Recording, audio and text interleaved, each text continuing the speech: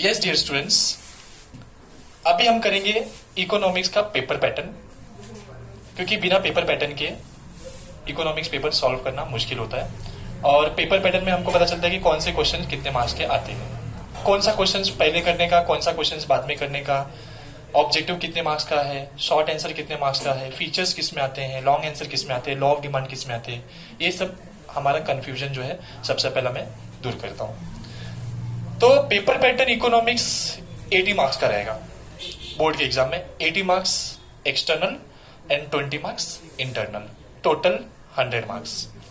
तो 80 मार्क्स का जो पेपर पैटर्न रहेगा उसके लिए हमको मिलेंगे 3 आवर्स, 3 घंटे, 3 से 6। तो 3 से 6 में हमको कैसे पूरा पेपर अटेंड करना है, फुल पेपर अटेंड करना है, उसका स्ट्रेटेजी मैं अभी एक्सप्लेन करूंगा। तो फर्स्ट क्वेश्चन जो रहेगा हमारा objective, this is a objective. Objective में 4 सेक्शन है, section A, section B, section C and section D. Section A जो रहेगा वो 5 मार्क्स, बी जो रहेगा वो 5 मार्क्स, सी जो रहेगा वो 5 मार्क्स एंड डी जो रहेगा 5 मार्क्स। मीन्स टोटल कवर कर रहा है 20 मार्क्स। अभी कोई पूछेगा सर ऑब्जेक्टिव में क्या क्या आ सकता है, ऑब्जेक्टिव में कौन से टाइप के क्वेश्चन आ सकते हैं। तो ऐसा तो किसी ने बताया नहीं है, लेकिन बोर्ड वाले ने 8 टाइप्स के ऑब्जेक्टिव को मेंशन किया है, 8, जिसमें से मल्टीपल चॉइस क्वेश्चन है, ऑड क्वेश्चन है, कोरिलेशन वाला क्वेश्चन है, ट्रू फॉल्स क्वेश्चन है, मैच द फॉलोइंग क्वेश्चन है, फिर अपना असर्शन इन रीजनिंग वाले क्वेश्चन है, इकोनॉमिक्स टर्म्स वाले क्वेश्चन है एंड फर्दर 8 क्वेश्चन उन्होंने डिफाइन किया है। और 8 क्वेश्चन में से ही कोई भी 4 क्वेश्चन आएंगे। तो this is a 20 marks question. अभी कोई पूछेगा सर ऑब्जेक्टिव हम लोग कहां से पढ़े, तो मैं बोलता हूं ऑब्जेक्टिव जो है 21 सेट का, नवनीत का 21 सेट आता है, उसी को प्रीफर करो और each and every objective you have to solve, क्योंकि उसमें से आते हैं। First prefer government text book, after government text book 21 set. अभी कोई क्या करेगा, गवर्नमेंट टेक्स्ट बुक पढ़ा ही नहीं और 21 उठा लेगा, तो ये रॉन्ग वे से हो जाएगा। पहले हमको गवर्नमेंट टेक्स्ट बुक पढ़ना है पूरा, उसके बाद हमको 21 का ऑब्जेक्टिव क्या है सॉल्व करना है। फिर नेक्स्ट है क्वेश्चन नंबर 2। क्वेश्चन नंबर 2 में 2 पार्ट है, एक ए सेक्शन और एक बी सेक्शन। ए सेक्शन जो है justify and explain the term. इसका मतलब क्या होता है, ये स्टूडेंट्स को बहुत डिफिकल्टीज, ये जो क्वेश्चन है इसमें बहुत सारी डिफिकल्टीज स्टूडेंट्स को आते हैं। Sir justify and explain the term का मतलब क्या होता है। तो पहला हमको एक सेंटेंस दिया रहेगा, उसका नाम लिखना है और नाम लिखने पे उसका हमको मीनिंग लिखना है।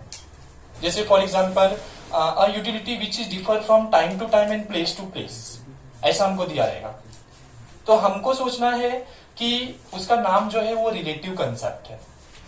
तो रिलेटिव कंसेप्ट में हम लोग ने फीचर्स ऑफ यूटिलिटी देखा है। फर्स्ट फीचर से रिलेटिव कंसेप्ट, जिसका मतलब होता है utility is change on time to time and place to place. Relative concept लिख करके उसके नीचे उसका एक्सप्लेनेशन लिख देने का, और एक्सप्लेनेशन पे 1 मार्क्स एंड कंसेप्ट पे 1 मार्क्स। जैसे a economics which is a study of individual firm, उसको कौन सा इकोनॉमिक्स बोलते हैं, micro economics. A economic which is a study of aggregate form, macro economics.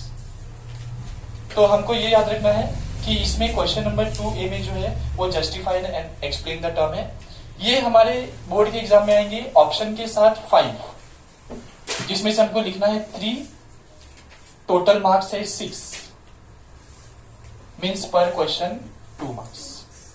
एक आइडेंटिफाई पे मार्क्स है और एक एक्सप्लेन पे मार्क्स है। जैसे अभी किसी स्टूडेंट ने रिलेटिव कंसेप्ट लिख के आ गया, तो बोर्ड वाले उसको 2 में से 2 नहीं देंगे, 2 में से 1 देंगे, क्योंकि उसने आइडेंटिफाई तो किया ना, एक्सप्लेन नहीं किया बट आइडेंटिफाई किया। तो this is second question A and B.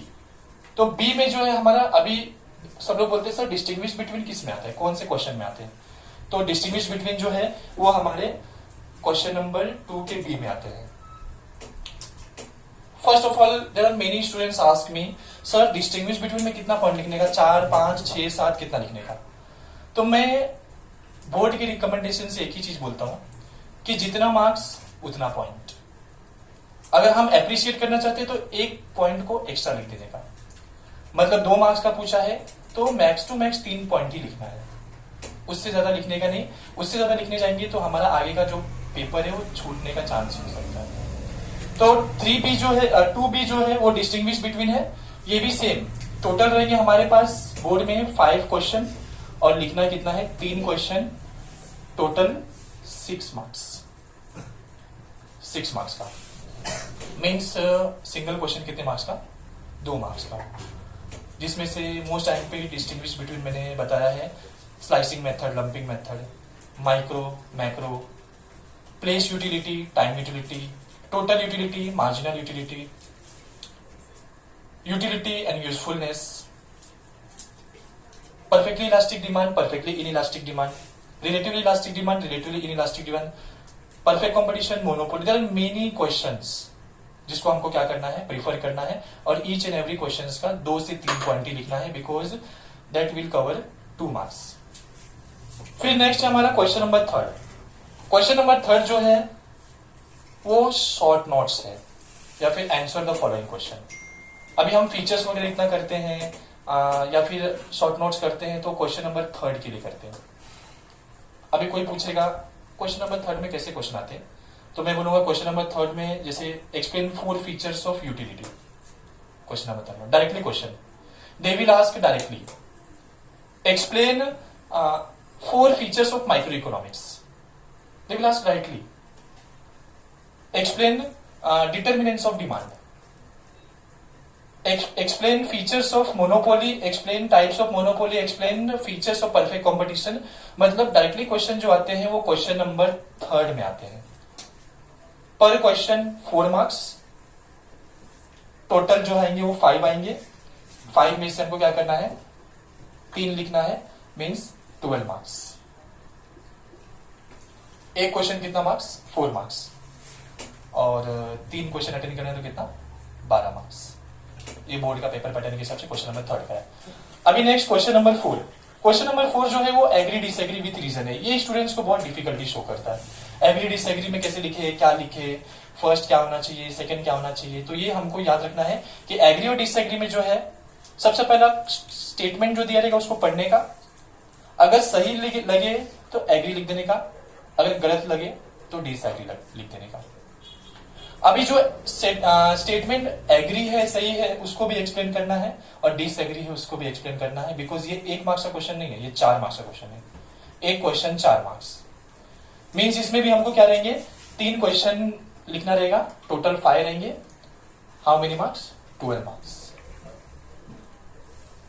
अभी कोई स्टूडेंट्स मेरे को पूछेंगे सर अगर क्वेश्चन नंबर 4 में मैं सबको एग्री एग्री एग्री एग्री लिखे आऊंगा तो मार्क्स मिलेगा क्या? तो मार्क्स तो अभी जो एग्री होगा उस पे 1-1 मार्क्स मिलेगा, और जो डिसएग्री रहेगा उस पे मार्क्स मिलेगा क्या? नहीं। मीन्स 5 क्वेश्चन उन्होंने पूछा है, तो 5 क्वेश्चन में समझो 3 एग्री है और 2 डिसएग्री है, तो 3 पे एग्री वाले पे 1-1 मार्क्स मिलेगा, मीन्स 3 मार्क्स मिलेगा। तो this is a board examination perspective. फिर नेक्स्ट है क्वेश्चन नंबर 5 जो है वो diagram, table, passage, explain the solve the question. ये जो है हमको, ये जो है हमारा ये साल से न्यू ऐड हुआ है। इसमें क्या है, या तो एक टेबल दे देगा, या तो डायग्राम दे देगा, या तो पैसेज दे देगा। टेबल देगा तो समझो यहाँ पे 2 नंबर डालेगा, तीसरे नंबर पे बॉक्स डाल देगा, चौथा नंबर डालेगा, 5वें नंबर पे बॉक्स डाल देगा। प्राइस एंड डिमांड का रिलेशन, प्राइस में समझो बॉक्स डाला है तो यहाँ पे डिमांड में नंबर डालेगा, उसके नीचे बॉक्स डालेगा। मीन्स हमको क्या करना है, टेबल को फिल करना है। डायग्राम दिया रहेगा तो डायग्राम को एक्सप्लेन करना है। When price rise demand fall, when price fall demand rise, कोई भी डायग्राम आ सकते हैं। एंड लास्ट पैसेज, पैसेज जो दिया रहेगा वो पैसेज को रीड करना है, एनालाइज करना है, और उसी के बेस पे हमको क्या करना है, आंसर सॉल्व करना है। तो दिस इज, ये 3 है, डायग्राम, टेबल एंड पैसेज। इसमें से कितना करना है हमको, 3 में से 2 करना है। मीन्स एक जो है वो 4 मार्क्स का है और 2 कितने मार्क्स का है, 8 मार्क्स का। 2 questions we have to solve in exam, this cover 8 marks. ठीक है। फिर नेक्स्ट है हमारा long answer. Last question, question number 6 is a long answer, जो लेंथी होता है और जो मैक्सिमम मार्क्स कवर करता है। लॉन्ग आंसर में अगर मैं एग्जांपल बताऊंगा तो लॉ ऑफ डिमांड आते हैं, लॉन्ग आंसर में और एग्जांपल बताऊंगा तो types of price elasticity of demand आते हैं। लॉन्ग आंसर में और बताऊंगा तो practical difficulties in national income आते हैं। लॉन्ग आंसर में और बताऊंगा तो पब्लिक रेवेन्यू इन इंडिया आते हैं, जिसमें से एक टैक्स रेवेन्यू है, एक नॉन टैक्स रेवेन्यू है। Lengthy question. तो लॉन्ग आंसर जो है वो हमको पूरे लेंदी लिखने हैं, डायग्राम के साथ, टेबल के साथ। एंड बोर्ड के एग्जाम में ये 3 क्वेश्चन दिया रहेगा, जिसमें हमको सॉल्व करना है 2 क्वेश्चन। एक क्वेश्चन 8 मार्क्स का, तो 2 क्वेश्चन कितना, 16 मार्क्स का। तो याद रखना है हमको 3 दिया रहेगा, 2 सॉल्व करना है, और इसका जो है हमारा 16 मार्क्स कवर होगा। अगर मैं टोटल एग्रीगेट मार्क्स अगर काउंट करता हूँ, 20 मार्क्स, 6 मार्क्स, 6, 12, 12, 8, 16, तो total 80 marks we have to cover. First of all, कोई भी चैप्टर पढ़ने से पहले, कोई भी बुक पढ़ने से पहले उसका पेपर पैटर्न जानना चाहिए, बिकॉज पेपर पैटर्न के बेस पे ही हम कितना क्वेश्चन सॉल्व कर सकते हैं, कौन सा क्वेश्चन पहले सॉल्व कर सकते हैं, ये सब हमको क्या करना चाहिए, इन्फॉर्मेशन होना चाहिए। एंड जो स्कोर करते हैं वो सबसे पहले पेपर पैटर्न ही उठा के देखते हैं। स्कोर करने के लिए क्या करना चाहिए, पेपर पैटर्न सॉल्व करना चाहिए। एंड ऑब्जेक्टिव के लिए हमको 21 का ऑब्जेक्टिव सॉल्व करना है। And these all questions we have to solve in government text book. तो आज के लिए इतना ही है।